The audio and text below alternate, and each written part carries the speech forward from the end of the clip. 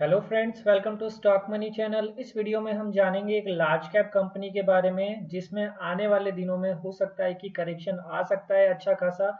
और इस करेक्शन में अगर आप इस स्टॉक को सही वैल्यू पर बाय करते हो तो ये स्टॉक आपको लॉन्ग टर्म में मल्टी बेगर रिटर्न बनाकर दे सकता है। और शॉर्ट टर्म के ट्रेडर भी इस स्टॉक में एडवांटेज उठा सकते हैं। तो कौन सा स्टॉक है, क्या इस स्टॉक के रिजल्ट है, डिटेल से इस वीडियो में जानने वाले हैं। तो वीडियो को पूरा देखिएगा और चैनल पर नए आए हैं तो चैनल को सब्सक्राइब जरूर कीजिएगा और बेल आइकन पर क्लिक कीजिएगा जिससे आने वाले वीडियो की नोटिफिकेशन आपको सबसे पहले मिलेंगे। स्टार्ट करते हैं सबसे पहले स्टॉक के क्वार्टरली रिजल्ट से। और क्वार्टरली रिजल्ट्स की जब हम बात करेंगे तो आप देखिएगा जून क्वार्टर का हमारे पास डाटा अवेलेबल है। मार्च 2020 से हम कंपेयर करने वाले। सेल्स देखिए 2868 करोड़ से बढ़कर 3421 करोड़ का हो गया। तो आप देखेंगे कोविड 19 का इसके बिजनेस पर कोई इम्पैक्ट नहीं पड़ा। तो आप यहीं से देख सकते हैं कि इस कंपनी का बिजनेस कितना पावरफुल होगा। उसके बाद ऑपरेटिंग प्रॉफिट देख सकते हैं 454 करोड़ से 717 करोड़ का हुआ है। ऑपरेटिंग प्रॉफिट मार्जिन देखिए 16% से बढ़कर 21% का हो चुका है। और नेट प्रॉफिट की बात करेंगे तो 375 करोड़ से 546 करोड़। तो आप देख सकते हैं क्वार्टर वाइज इस कंपनी ने बहुत अच्छा परफॉर्म किया है। क्वार्टर वाइज अगर इसका फाइनेंशियल ट्रेंड देखोगे तो पॉजिटिव चल रहा है, कोई भी दिक्कत इस कंपनी में नहीं है। अब हम बात करते हैं इस कंपनी का ईयर वाइज किस तरीके से परफॉर्मेंस रहा है। तो 2019 को 2020 से जब हम कंपेयर करते हैं तो आप देखिएगा 11,055 करोड़ का सेल्स था 2019 में। वो बढ़कर हुआ है 11,600 का और लास्ट 4 क्वार्टर का कंबाइन करोगे तो 12,320 करोड़ का। ऑपरेटिंग प्रॉफिट भी आपको यहाँ पर बढ़ा हुआ नजर आ रहा है। ऑपरेटिंग प्रॉफिट मार्जिन भी अच्छा है और लास्ट 4 क्वार्टर का भी बहुत अच्छा ऑपरेटिंग प्रॉफिट नजर आ रहा है। अदर इनकम की बात करेंगे तो अदर इनकम भी इस कंपनी की बड़ी है।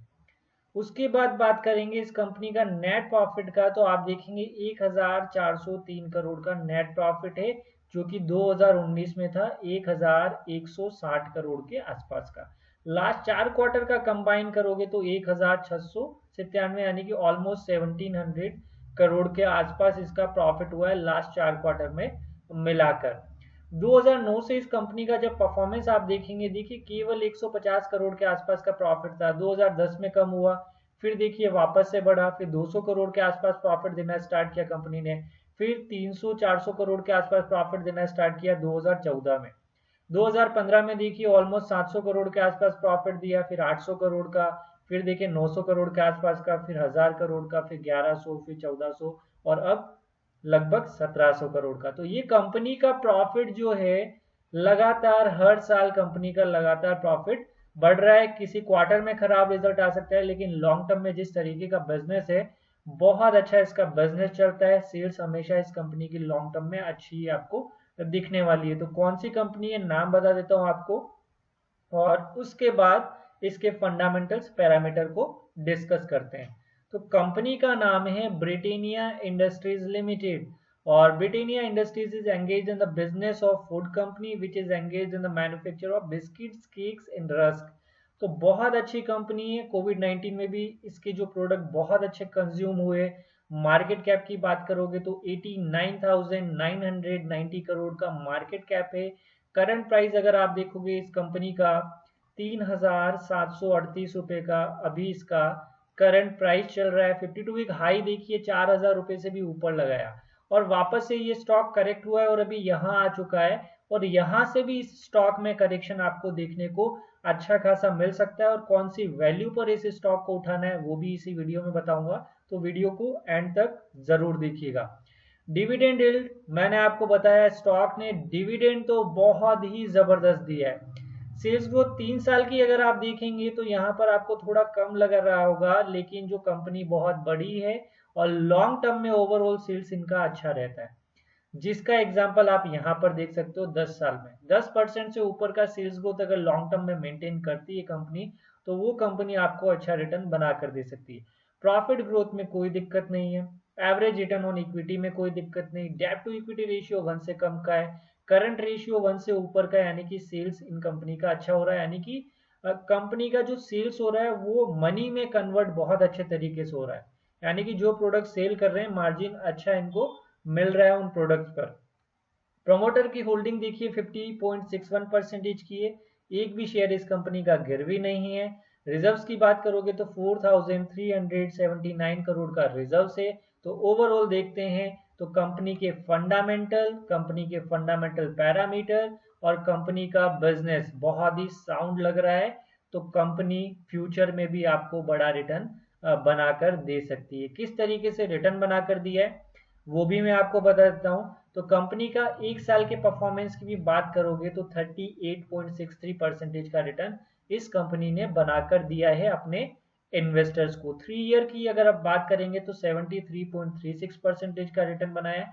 5 साल के रिटर्न की बात करोगे तो 159% का, यानी कि जस्ट पैसा 5 साल में डबल है इस कंपनी में। और ये कंपनी हर 5 साल में पैसा डबल करती है। आप वॉच लिस्ट में लगा कर रख लीजिएगा, लेकिन आप इस कंपनी को वॉच जरूर कीजिएगा। बहुत अच्छा पैसा ये कंपनी बना कर देती है और 10 साल में आप देखेंगे तो 1443 करोड़ का रिटर्न बनाकर दिया है। डिविडेंड यील्ड बहुत अच्छी है, पी हमेशा इसको हाई हाई ही मिलने वाला है। और लार्ज कैप की कंपनी मैंने आपको ऑलरेडी बता दिया। शेयर होल्डिंग पैटर्न भी हम थोड़ा डिटेल से डिस्कस कर लेते हैं इस कंपनी का। तो शेयर होल्डिंग पैटर्न की जब हम बात करते हैं इस कंपनी के, तो आप देखिए प्रमोटर की होल्डिंग में ज़्यादा बड़ा चेंजेस नहीं है। तो प्रमोटर होल्डिंग अच्छी है इस कंपनी की। उसके बाद बात करेंगे एफआईज की होल्डिंग, एफआईज ने भी अच्छी होल्डिंग बनाकर रखी है। उसके बाद म्यूचुअल फंड की होल्डिंग की बात करोगे, म्यूचुअल फंड का होल्डिंग इंक्रीज हुआ है। इंश्योरेंस कंपनीज ने होल्डिंग घटाई है, अदर डीआईज ने होल्डिंग घटाई है, नॉन इंस्टीट्यूशनल इन्वेस्टर्स ने होल्डिंग आप देखेंगे बढ़ाई है। ओवरऑल देखोगे 34 म्यूचुअल फंड ने पैसा लगा कर रखा है, 588 एफआईज का पैसा लगा हुआ है और हाईएस्ट पब्लिक शेयर होल्डर है LIC of India, life insurance corporation of India. तो ओवरऑल शेयर होल्डिंग देखते हैं तो बहुत अच्छा इस कंपनी का लग रहा है। अब हम देखते हैं इस कंपनी ने डिविडेंड किस तरीके से दिए हैं। तो डिविडेंड आप देखिएगा बहुत ही अच्छा ये कंपनी ग्रो कर रही है। आप देखिए 2017 में 22 रुपीज पर शेयर का इस कंपनी ने डिविडेंड दिया था। फिर 2018 में देखिए 25 रुपीज पर शेयर का डिविडेंड दिया। 2019 में देखिए 15 रुपीज पर शेयर का डिविडेंड दिया। अब देखिए इस स्टॉक का डिविडेंड आप 2020 में अप्रैल में दिया 35 रुपीज पर शेयर, और उसके बाद देखिए 2020 अगस्त में देखेंगे आप 83 रुपीज का। जब आप 83 और 35 को जब काउंट करेंगे तो आपको पता चलेगा कितना ज़बरदस्त इस स्टॉक ने आपको 2020 में डिविडेंड दिया है। यानी कि एक शेयर भी अगर आपके पास है ब्रिटेनिया का, 83 रुपीज का आपको डिविडेंड मिला होगा अगर 26 अगस्त तक आपके पास होगा, एक्स डेट था। तो बहुत अच्छा ये कंपनी लॉन्ग टर्म में डिविडेंड देती है और इसी तरीके से डिविडेंड कंपनी देती रहती है। तो बहुत अच्छी कंपनी है। इस कंपनी में डिविडेंड के लिए भी आप लोग पैसा लगा सकते हो और ये डिविडेंड 83 रुपीज का बना है, इससे आप क्या कर सकते हैं, कोई भी पेनी स्टॉक्स उठा सकते हैं। तो आपको डिविडेंड से भी अच्छी इनकम इस स्टॉक में होती रहेगी। अब चलते हैं इसके लेवल्स पर कि किन किन लेवल्स पर पॉसिबिलिटी बन रही है।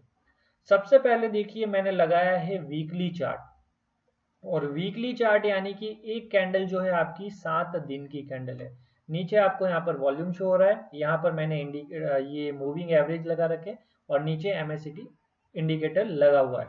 और वीकली चार्ट के अकॉर्डिंग देखोगे नीचे अगर एमएसीडी को इंडिकेटर को देखोगे तो यहाँ पर वो अगर देखोगे तो ऑलमोस्ट क्रॉसओवर होने वाला है और यहाँ से आपको ब्रिटेनिया में और भी डाउनफॉल देखने को मिल सकता है, ऐसा एमएसीडी हमें बता रहा है।